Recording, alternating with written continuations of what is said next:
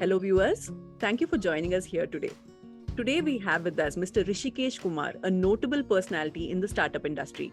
He has worked across famous companies like Apna and Pristine Care. Welcome, Rishikesh. It's a pleasure to have you here with us today. Thanks so much, Supriya, and thanks for this initiative that you have been taking, connecting to people across, and also look forward to joining you in the event as well. Absolutely, Rishikesh. We are, looking forward to hosting you as well. So, Rishikesh, I'd like to go into the topic that we have with us today, right? Startup industry in India is in the news of late for the way it's doing. I mean, it really suddenly just picked off. But we also hear about startups not doing so well after they, go. They do initially. After they do well initially, we hear about them. The stocks are falling. Their stock market prices are crashing. So, Rishikesh, why does this happen? I mean, why do startups witness a growth decline after initially doing so well? And is strategy failure one of the reasons for them, failing? Superb. This is a very nice question, and this question was unanswered in my mind, say about 2 years back. I've tried to go deeper into this and try to understand that what, and I've learned it by doing basically. So once you start a business, once you start running it, you get a lot of insight. So what I've done is that I've also formulated a complete set of points which I think seems relevant to this question. The first thing which I would want to talk about is the difference between organic versus inorganic growth. Many a times, once you're starting a business, it's very important to burn cash because you need to get an early traction in place. But once you are doing that, right, you should always keep in mind that is just a starting top, which you need. If your entire engine keeps on running on just burning cash, even once you have started, you are in the field for say 1 year, it means that there is something wrong over here. This is what I realized while I was actually working for Pristine Care, and my founder always used to focus on this, like unit economics is the most important thing from day one. Now, what is this unit economics for all those people who want to understand this? Is that as simple as that? If you have a kirana store, what is the money that you are actually putting in and what is the money that you are earning? Your bottom line should sound good, and even if it is negative in the beginning, it should keep on decreasing. It should go towards becoming positive. So this is what what I think, that if the focus is on unit economics from day one, and not only when you are setting up a company, but even if you are setting up a vertical inside a company, even if you are setting up a category within a category, at the micro level of it, the PNL head should be aware about his unit economics. It should be moving towards organic growth rather than being inorganic throughout. So burning cash is never a solution. The other thing is not focusing on the right customers. So initially what the startups do is that they go left, right, center, up and down, to acquire as many customers as possible. But then you should also realize that which geographies, which customers are profitable for me, right? And this is where the entire strategy should actually move at, after a period of time, maybe after 6 months or 1 year into the operations. The other point is NPS tracking. So NPS is basically the net promoter score. So you keep on acquiring customers, but you don't take care of what are their reviews like. Sometimes you keep on manipulating your Google reviews, but that's not a solution at all. I remember I was hearing to a podcast by Shrikant Iyer, who is the founder of Homelane. He was talking like, I will always prefer a 10% growth at an NPS, at a higher NPS, than a 30% growth at a lower NPS. And that is why Homelane is a kind of a company where 80% of the leads are organically generated. So this is what companies who are in the startup space should realize, that ultimately you are actually solving the pain points of your customers. So if your customers have to be happy with you, and I've been lucky to have worked across three different unicorns where the founders were customer obsessed up to the point that they can do anything to make their customers happy, obviously in the rightful ways. uh, the next point is intelligent hiring is something which I would always want to focus upon. uh, you know when you have got money, right, when you have got the initial funds, you should not go left, right, center, hire anybody and everybody. right? I have always believed while I'm hiring that if I'm paying somebody X rupees, what is the ROI that I can get out of him, not this guy. As a manager, as a leader, I should understand that if I'm giving him some X rupees, can I take out some ROI out of him. If I have a plan of action ready, then only I can go ahead and hire this fellow. If I don't have a plan of action ready, then I should neither destroy my company nor his or her career. So this is again very important. The another thing is, uh, as I talked about, organic and inorganic, it's very connected to that. Is a higher CAC which startups have, right? To earn maybe say 1 rupee, you keep on investing 20 rupees. That should keep on decreasing. Again, the unit economics thing, come into the picture. So how they can decrease, like in pristine care, while I was building a category, we had to focus on performance marketing piece a lot. We had to do Google ads, we had to do Facebook ads, but slowly we started, generating leads through referral channels. We started generating leads through, organic means. Let's suppose through partnerships and all. So this was the attention, like, how can I reduce my CAC over a period of time? So, monitoring CAC is one thing which is very important for any PNL leader. And the last point I would like to mention over here is that startups start very good, but when it comes to scaling, it's a completely different altogether, a completely different task. Because if you have to scale, you have to design SOPs. You can't expect every employee that you hire use his mind to do something good. You have to create SOPs for your employees, and that is what valid for hiring as well. Don't hire till you have SOPs in place. If I am building a new vertical, the first thing is that I should understand the pain problems of my customers. If I don't understand it and I keep on hiring people, I will not be able to guide them. I will not be able to give them the SOP which they should follow. And this is what a lot of startups actually do mistakes. So these are some of the pointers, because of which, Supriya, startups start big, but over a period of time, because they don't focus on these things, they start declining.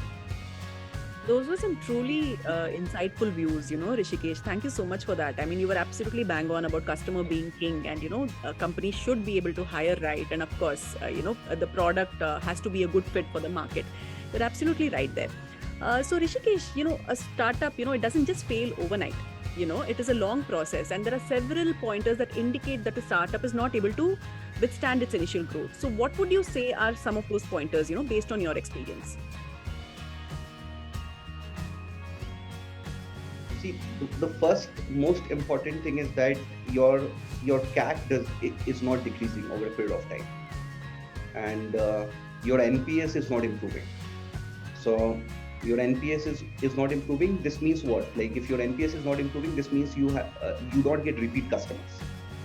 If you don't get repeat customers, what happens is that the LTV value of a customer goes on decreasing. So your CAC increasing, LTV decreasing, a deadly combo. And this is a kind of a serious indication, like, that you have to do something. uh, Post that, you don't track your NPS keeps on falling. So these three things are connected: CAC, NPS, and LTV. These three things are connected, and you have to find out, right, what can you do so that you can reduce your CAC, increase your NPS, and increase the LTV. So if you see a lot of companies, they depend on a lot on forceful selling. Like, they will give targets to their sales guys, and they will beat them for anything. That's not the right way, to actually sell your product. This simply means that you are selling by force, and in that case your NPS will fall flat one day or the other. This customer is not going to buy product from you again. So these three factors, if properly tracked, I think a startup will be able to find out a better strategy, right? And the other thing is, again, as I told in the previous questions, is that while you're building a company, like, if I remember my experiences, I always used to write down my experiences. Like, if I went to onboard one doctor in Pristine Care, or if I went to onboard one company in Rootmatic, or if I went to onboard an enterprise in Upna, what didn't go wrong? What went wrong, sorry, and what went right? The learnings have to be there. People usually ignore the initial 6-7 months of learnings that they are getting. They keep on doing the same mistake again and again, right? And And that is again one factor. You can enter into a company, you can talk to 10 employees, Supriya, and you can tell that this startup is gonna do good or not, if you track this thing. And then again, you did a lot of hiring, and now you are required to lay off. Layoffs cannot be reactive measures. Layoffs, you have to be proactively frugal. As most of the good founders have pointed out this thing, you have to be proactively frugal. You can't be reactive frugal. That if things are not going good, you're CAC increasing, you start laying off. So these are all the important pointers, which actually will give you are basically the symptoms of a big disease. Like your startup is not going to go good, even if you have the best product in the world. So these are some of the things which actually denote to a startup going down. These are truly, different views, Rishikesh. I mean, I have spoken to a number of people about this, but what you are talking about is truly different and insightful. Thank you so much for that. And you really taught me a lot of terminologies that I was not aware of. And thank you for that also. So, Rishikesh, what is the role played by, you mentioned why a startup is not doing well and all of that. So, what is the role played by technological infrastructure when it comes to the scalability of startups? Could you, shed some light on that?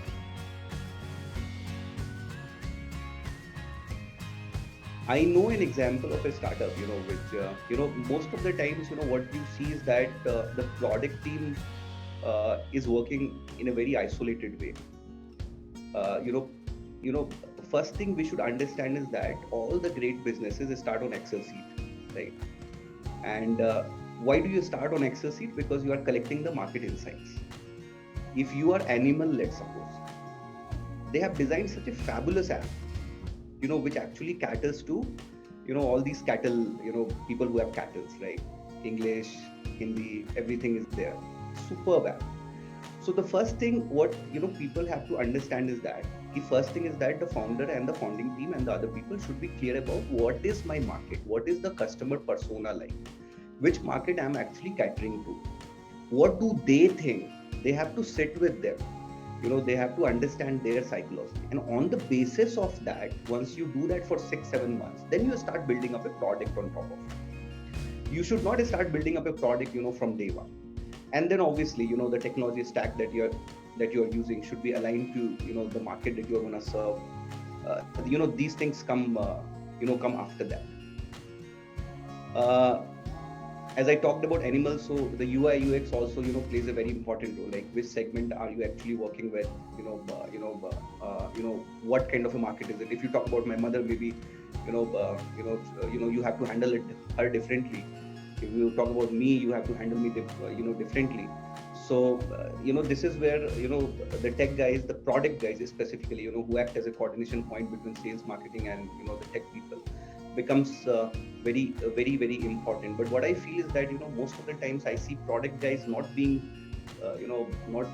so much, they don't have so much knowledge about sales function as such. And once that happens, what happens is that the sales team is not looked as kind of people who can give some insights. This is deadly actually, because, and especially in India I see it a lot, right? Because India mein sales means begging. Sales is never a begging thing, right? Sales means you're adding value to people. I know in my entire career, I have told no to more than 50% people, telling that this product doesn't suit your requirements, so don't buy it. So a salesperson is an expert, is an advisor. He sells, he adds value to them. So product team has to work very closely with the sales team, to find out, what is the market insights. They should go on the field, and then the technology has to be, crafted accordingly. UI UX have to be taken care accordingly. So SOPs have to be designed accordingly. So this is something which is very important, like from the technology point of view. So you mentioned a number of factors that indicate towards a startup failing, and the technological infrastructure, the role it plays in making the startup survive. So if I had to ask you now, I mean, nothing is ever lost beyond repair is what, we Yes. believe in. So what are some of the interventions that can be introduced in a failing startup so that, it can bounce back? See, you let's go back to our personal life. If something is not working out well, right? If a relationship is not, if a friendship is not working out well, what do? You do a failure analysis of that. you sit inside your room, you think that, what wrong did I do. First thing is that people should be open to, admit, yeah, this is the mistake that I did. Not the mistake, but the kind of, maybe I didn't understand it properly. The first thing is the failure analysis. I will keep it very simple, right? Which everybody should actually do. Once that is there, right? Once you have your fishbone diagram ready, right? The cause and effect, like, why did this basic problem actually happen. Then you should start thinking about solutions to it. And the solutions can be $1 solutions, Supriya. To tell you, I have worked across leaders like Mr. Sanjay Jory, who is now a very senior folk inside Indus Towers. And I joined Sterlite Power as a management trainee from FMS, and I'm very lucky, to have worked under him in the beginning of my career itself. He used to say that, in Rishikesh, in order to save 50 CR, you don't need to invest 5 CR. You can do that, kind of an innovation with even 10,000 rupees, and we did it. We did it actually. 5-6 projects got enormously successful in Vedanta group of companies while I was working there in the CEO office. So this is where you have to find out solutions which justifies the ROI. Again, I will keep on focusing on the ROI part. The next thing, which is very important, is the focus on unit economics. Again, what is the money that you are putting in, and what is the return that you are getting, and what is your what is the number of years, or what is the time period in which you will get a positive return. That fundamental has to be very clear, right? You can't tell that in infinite time I will get profitable, or maybe after 10 or 20 years I will get profitable. Right? Even when startups are doing acquisitions as well, mergers and acquisitions have, 80% of them fail in India, because there are a lot of factors over there, so I will not go over there maybe. Right? So the next thing is, sales and marketing team, right, should work very hand in hand with the product team.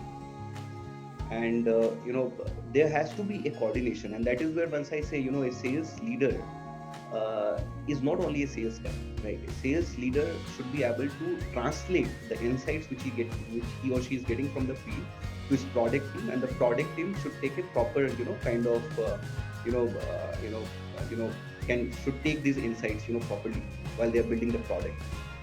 NPS, again, Supriya, is something, which, if people start tracking, it can save a startup from failing. Customer obsession is the key. Customer obsession is the key. Customer will make you king. Customer will make you a servant. And then how can you improve NPS? You have to build a good customer success and customer support. I still remember, while I was reading this book, The Happiness by Jepos, I'm forgetting the title of the book. So there, the founder has advised the customer support team that even if the person is not asking about your product, but you have to help them out, right? So they have to be clear about, that they have to help people out. Still, till now, if I get one mail from my customer, even at 1 o'clock, I will revert to him or her, that time itself. So that customer obsession should be there inside your team, right? And once that is there, you can save startups from basically fail. The last point which I would like to mention is that many times, startups forget that what is the exact pain point that they are solving. So let's suppose, if you talk about a hiring platform, let's suppose you have a hiring platform, you are connecting demand with the supply. And you go to the HR, you tell that I have got enormous amount of supply on my platform, you can hire from my platform. The HR told, okay, I need a platform, to hire candidates. And then once they start using it, what they found out is that out of 100 candidates whom they called, only one interview set. So you have not solved for the time value of the money for that HR. Then what that HR will tell is that after 2 months, he will tell her, I don't want your platform. Your costing is less, but then my time value is more. So startups should realize what is the actual pain points that they are solving, and they should keep focused on that pain point. One pain point should be a bigger pain point, and then all that as well. So the focus has to be pretty clear. Why do I exist inside the market? Once they pivot in this direction, you can be saved, because there is no startup, Supriya, right now, which didn't pivot in their initial stages. Still, If you see Dare to Compete, the founder has completely pivoted into Unstock, which is the hiring platform. So this actually happens. This happens because he understands what is the pain point that he's required to solve. Is the point that you mentioned about collaboration, especially that we are all working in silos. I mean, that just doesn't just apply to startups. I think all of us work in silos. There should be more collaboration, and that was a very that was a takeaway point for me from the last. That's the biggest problem, Yeah, in almost like I've worked across 7-8 industries, companies. I correct. I feel this is a problem everywhere. Absolutely. Everywhere, some way or the other. I don't know whether it's people are not trained in their B school, to be collaborative. You talk a lot about B schools, FMS, IMs, and all that. But if Correct. you're not able to, express your thought process, even I come from one of those B schools, but to be very frank, like if you're not collaborating, if you're not keeping your ego aside and trying to understand how that other person thinks, you can't be a manager or a leader. As simple as Absolutely. that. Every team needs to have a complete understanding of the product that needs to be going out into the market, and that is lacking. That was a good point, Rishikesh. So, Rishikesh, you briefly mentioned about layoffs, right, in your first, in the first question that I asked you. So, that is what is happening all across the world as of now. I mean, the economic conditions are, it's not a secret. Everybody knows what the economic conditions are, and there's a recession that is looming. So, keeping these economic headwinds in mind, what do you foresee for the startup ecosystem in India in the upcoming year? It has a super future actually, Supriya, because because if you talk to maybe I'm like 32 now, so a bit in the middle ages. But I go and talk to a lot of college kids, right? Who are like 21, 22. The startup ecosystem which has developed inside India, what the best thing what it has done is that it has inculcated this thought process in the mind of each and every kid that I can build something of my own. I can be an entrepreneur, right? And a startup can be anything. It can even be opening a kirana shop in your locality, right? This is why I always tell to all the people, if you're confused, do sales. Because if you have done sales, you will never die of poverty. So it has a great future actually, Supriya. The kind of a talent pool which India has, and kind of people coming out of colleges, graduating, they are super intelligent guys. It's just that the need is that can we channelize their intelligence in the right direction? Can we map them to the right mentors, right? Can we help them build something? And one thing which I feel has been changing in the last, because of what you are talking about, economic conditions and not going well. People have started now talking like, no, I'm not going to build a unicorn. I'm going to build a cockroach startup. What is a cockroach startup? Which survives in every condition, because cockroaches are called living fossils, right? Because they have survived more than any living being on this earth. They want to build a cockroach startup. Means the focus is on unit economics. The focus is on NPS. The focus is on, delighting my customers. My customer delight should be there. All my stakeholders should be delighted. So in great great times for India, and obviously things have been changing all around. India has been a leader in the number of unicorns that we have produced, and the kind of talent and the kind of pivot in the mindset in these youngsters, you can expect to be great times. Now talking about layoffs, um, now again, before I take on layoffs, one of the things which I wanted to mention is that uh, you know, entrepreneurs have also started getting into the operations part, right? Because most of the times what was happening is that earlier businesses which were operationally intensive, people never wanted to take that up. Now entrepreneurs have started taking up those problem statements which include a lot of operations. Pristine care is one of the examples, surgeries. Ninja Cart is one example. Off business is one example. They are all operationally intensive business, and they are doing pretty good. So it has to change in that way. You can't just sit inside your cabin, design an app, and find out successful. To go hit the market, handle the operations, and then you can build a great company, right? So layoffs uh, layoffs have been happening across companies, but still what I feel is that there is a lot of scope. There's a lot of employment inside the market which is there. Maybe for some particular domains, maybe some AI or something like this could replace. But then once you have layoffs, you also have hiring happening in parallel. Indian economy has been growing leaps and bounds. So the focus should be on the hiring part. Let's suppose, on LinkedIn you will see a lot of people writing 500 people have been laid off. But how many people have been hired in that company in that 6 months? You should also look into that.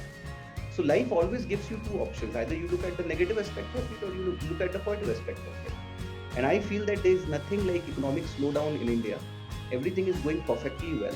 People are doing fabulously well. Hiring is also happening. There's a lot of opportunities inside the market as well. I must say, Rishikesh, you're a very optimistic person. I mean, I can't believe you put a positive spin even on a cockroach. Cockroach startup, I mean, let's see if we can get the jargon going. It's a very unique thing. I haven't heard it before. So, Rishikesh, I must say I enjoyed conversing with you. It was a very positive conversation, and you gave us very unique insights into, how a startup can sustain its initial growth, and even if it's failing, it can come back and grow, and it can still do what it was meant to do. Thank you so much, Rishikesh. It was, an absolute pleasure chatting with you. And I'm sure our viewers will enjoy this conversation as well. Same here, Supriya. And one of the qualities, that has to be there inside a good founder is a good listening skills. And I really appreciate the kind of listening skills that you have. Thank you so much. Thank you. Means a lot. Thank you, Rishikesh.